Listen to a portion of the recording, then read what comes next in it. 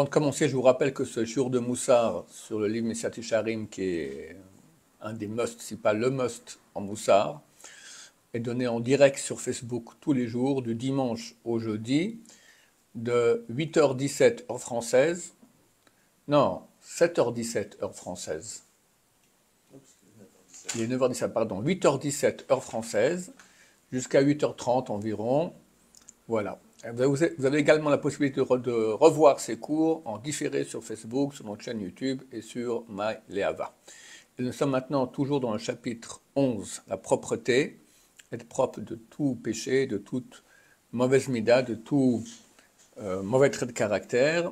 Et on commence le paragraphe Vehine, Chemnat Mamon. Donc le Rav va parler de la jalousie.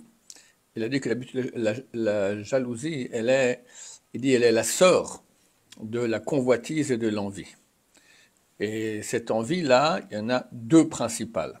La première, l'argent, la deuxième, le kavod, les honneurs. Alors commençons le paragraphe, commençons par les mots Ine chemdat hamamon. Et voici, l'amour de l'argent, hiya oseret oto bemansar haolam. C'est celle qui l'emprisonne dans la prison mondiale, venotenet avotot he'amal, et donne sur lui les câbles du travail, et des affaires, azrotav, sur ses bras. Un esclavage. Kanyan shen akatuv, comme il est écrit, ohev kesef lo isba kesef. Celui qui aime l'argent ne sera jamais rassasié d'argent. Il faut savoir que dans le monde occidental, ils n'ont rien à vendre, parce qu'ils n'ont pas Dieu. Alors qu'est-ce qu'ils ont à vendre? L'argent. Que soi-disant, quand tu auras de l'argent, tu seras heureux. C'est des bêtises.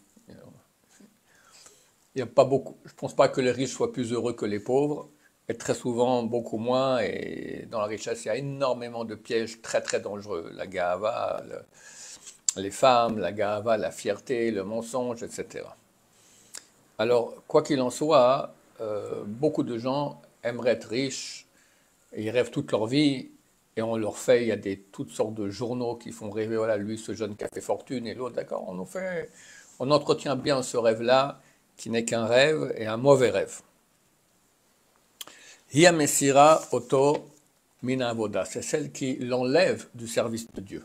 Parce que tu dois faire de l'argent, donc tu n'as pas le temps de t'occuper de toi-même et tes relations avec Hachem.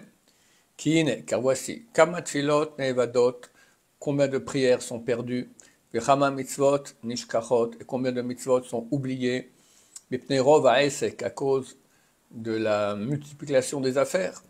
Vegiyat Hamon Asrora, et la peine sur la multiplication de la marchandise. Bon, en deux mots, il faut travailler, travailler, travailler, et voilà. Même quand on prie, on pense à son travail, on n'a même pas à prier, si on prie. Kosheken Telmud Torah, plus forte raison, l'étude de Torah, pas le temps, je dois travailler, mais t'as assez? Non, je dois travailler, il faut travailler, pour avoir de l'argent, toujours plus, toujours plus, toujours plus. Toute la vie passe comme ça, et on a raté toute sa vie. Mais Kvar Amos Zechron Vracha, et déjà nos sages de mémoire bénie ont dit, l'homme est vers l'ayam hi. La Torah ne se trouve pas à l'autre côté de la mer. Alors, dans le verset, c'est dire qu'elle n'est pas si loin. Tu as besoin de monter jusqu'au ciel ou aller de l'autre côté de la mer pour chercher la Torah. C'est dans ta bouche, dans ton corps, c'est très proche. Mais les sages d'Israël en font une allégorie là-dessus et disent, tu ne trouves pas la Torah dans ceux qui vont de l'autre côté de la mer pour les affaires. Ceux qui voyagent, ils prennent le bateau, ils prennent les avions, d'accord, sans cesse, ils sont occupés. Ils n'ont pas le temps d'étudier. Et de même, on a étudié Lo kol hamarbe bisrora markim. Pas tout celui qui fait beaucoup d'affaires devient sage. Hiya moseret oto le sakanot rabot. C'est elle qui le met dans beaucoup de dangers. Des fois, on va dans des pays dangereux, etc. Tout ça pour les affaires. On m'a teshet et kocho, et qui affaiblit ses forces. Berovadaga, avec toutes les inquiétudes. Afilu achare asigo arbe, même après qu'il a eu déjà beaucoup d'argent. Quelqu'un qui a beaucoup, il va encore plus, d'accord? Donc il est toute la journée occupé avec des inquiétudes, etc., etc. Vechen shanino, de même on a étudié, marbe nechassim, marbe daka, celui qui a beaucoup de biens, il a beaucoup d'inquiétudes. Hi amaveret pamim rabot al mitzvat Torah. C'est elle, donc cet amour de l'argent qui très souvent entraîne de ne pas pratiquer des mitzvot de la Torah, de passer outre, et même des fois sur les lois de l'esprit les plus naturelles. On a amené à faire des choses complètement tordues pour l'argent. Yetera lea chemdat hakavod. Plus grande est l'amour du kavod. Il y en a qui n'ont pas d'argent, mais qui ont soif de kavod, de gloire, d'honneur. Car déjà quelqu'un peut retenir son mauvais penchant pour l'argent, et pour le reste des plaisirs matériels. Mais l'honneur, c'est lui qui fait pression. Car il n'arrive pas à supporter de voir qu'il est moins que son prochain. Et à ce propos, beaucoup ont trébuché et ont été perdus. Hine, voici Yerovam ben Navat. Yerovam ben Navat, c'est un sage d'Israël. Les sages d'Israël ont dit que tous les sages d'Israël par rapport à lui sont comme la pelure de l'ail. Rien. C'était un grand. Et Dieu lui a promis qu'il serait le roi d'Israël sur 10 tribus.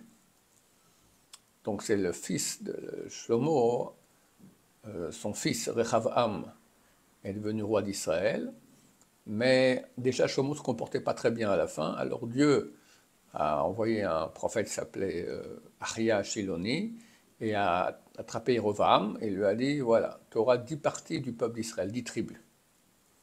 Donc il devait être le roi d'Israël vraiment. Mais il a mal tourné. Pourquoi il a mal tourné? Parce que il n'y avait pas deux temples, il y avait un temple. Si on fait deux pays, un pays d'Israël avec 10 tribus, un autre pays avec les 2 tribus restantes, le temple reste à Jérusalem qui fait partie des 2 tribus. Et il s'est dit, c'est écrit qu'un roi d'Israël qui n'est pas un descendant du roi David ne peut pas s'asseoir dans le temple, doit rester debout. Alors il dit, j'irai au temple, il y aura les 2 rois, celui de Yaromoa et l'autre, celui de Yehuda. Et lui sera assis et moi debout, l'archouma en bon français. Qu'est-ce qu'il a fait? Il a mis des flics, des policiers sur toutes les routes qui amenaient depuis son pays à Jérusalem, les empêchant d'aller au temple. Il a créé un autre temple, faux bien sûr, au nord d'Israël, avec aussi des veaux d'or là-bas. Ce n'était pas le but de la manœuvre de Dieu quand il t'a dit tu deviens le roi d'Israël. Non. Alors, l'onitrad ma'olam haba, le roi Ben Navat a été chassé de Olam haba. Il n'a pas de droit au Olam haba pour l'éternité. Pourquoi? Et là-bas, vous kavod, à cause du kavod, comme on a dit. Il ne voulait pas rester debout alors que le roi s'assied. C'est pour le kavod. Donc il est au même niveau que Korach, en fait? Korach, il n'a pas le Olam haba? Oui, il y a beaucoup qui n'ont pas le Olam haba. Oui, bien sûr. Tous ceux qui font, il n'y a pas Olam haba, et tous ceux qui font pécher le public. Comme le Rambam dit, comme Yerovam ben Navat. Il le cite à lui. Voilà. C'est ce qu'ont dit les sages d'Israël. Dieu l'a attrapé par son habit, lui a dit, Chazor becha, fais tchouva, repentis-toi. Vani vata uven Yishai tele began Eden. Et toi, et moi, et toi, et le fils de Yishai, donc le roi David, on se promènera ensemble dans le Gan Eden, dans le paradis. C'est phénoménal, c'est phénoménal. Dieu lui dit, vas-y, tu fais tchouva, malgré ce que tu as déjà fait. Moi, toi et Ben Yishai, et il met le roi David après lui. Amarlo mi barosh, a dit, qui est à la tête? Mais il lui a dit. Il lui a dit. Amarlo Ben Yishai barosh. Alors, bon, si tu poses la question, alors Ben Yishai ce sera David qui sera à la tête et pas toi. Tu seras en 2e place. Amarlo et achilo beina. Si c'est comme ça, je ne veux pas. Le kavod. Mais c'est idiot. Mais le kavod rend les gens aveugles. Déjà, il a la chance de parler avec Hachem, mais ils ne sont même pas compte de la grande. C'est phénoménal, c'est phénoménal. Il ne faut pas croire qu'on est loin de cela. On est tous des malades de kavod. Si tu es jaloux de quelqu'un, on te dit qu'il sera au-dessus de toi, tu ne peux pas, c'est très très dur à accepter. Très très dur. Un autre qui sera au-dessus de moi, je ne comprends pas que je ne suis pas le top du monde. Mais si tu es en concurrence avec quelqu'un et tu es jaloux de lui, on te dit il sera juste devant toi, tu préfères à rien, qu'on a tous en enfer, mais pas. C'est terrible, c'est complètement tordu, tellement tordu. Migaram le Korach chez Yovad hu vechol adato imo. Vous avez parlé de Korach, bah voilà. Qui a causé que Korach et toute sa communauté soient perdus? Elle a mépris un kavod, uniquement pour le kavod. Mikram alehu, c'est écrit clairement. Bikashtem gam keuna, vous demandez à être aussi Kohen. Il était énorme, Korach. C'était la troisième position. Il y avait Moshe, Aaron, Korach. Il y avait Ruach HaKodesh. Ruach HaKodesh. C'était extrêmement riche. On dit en hébreu, riche comme Korach. En français, on dit riche comme Crésus. Je ne sais pas si c'est ce Crésus-là, mais chez nous, il y a riche comme Korach. Donc il avait tout. Il était troisième position du peuple d'Israël. Il avait Ruach HaKodesh. Il avait plein d'argent. Mais il lui manquait. Qu'est-ce qui lui manquait? Le kavod. Pourquoi? Il va nous expliquer le Rav ici. Les sages d'Israël nous ont dit que c'est arrivé.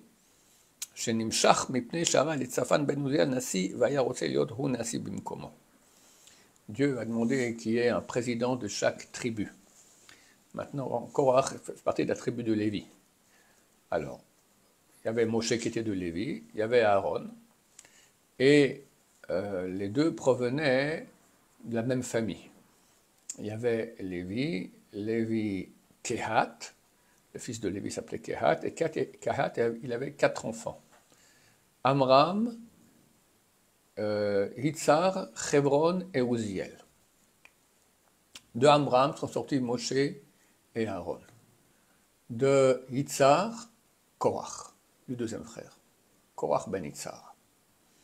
Donc Dieu a dit à Moshe, tu prends maintenant comme président de la tribu de Lévi, tu prends Elisaphan ben Uziel, c'est le fils du 4e, le plus petit frère. Et il s'est dit, ça va pas. Vous avez déjà pris un, t'es roi Moshe, toi t'es grand prêtre Aaron, le prochain qui doit recevoir, c'est moi, je suis le fils du deuxième frère. Bon, ben, c'est pas Moshe qui a décidé, c'est Dieu qui a dit. Il n'a pas encaissé le coup. Impossible. Ce que nous dit ici le Rav, Sharai Savan ben Uziel Nassi, il a vu que Savan ben Uziel était le président de la tribu. Comment il voulait être président à sa place. Voilà, on va s'arrêter ici pour le moment. Baruch Adonai, l'olam, amen ve amen.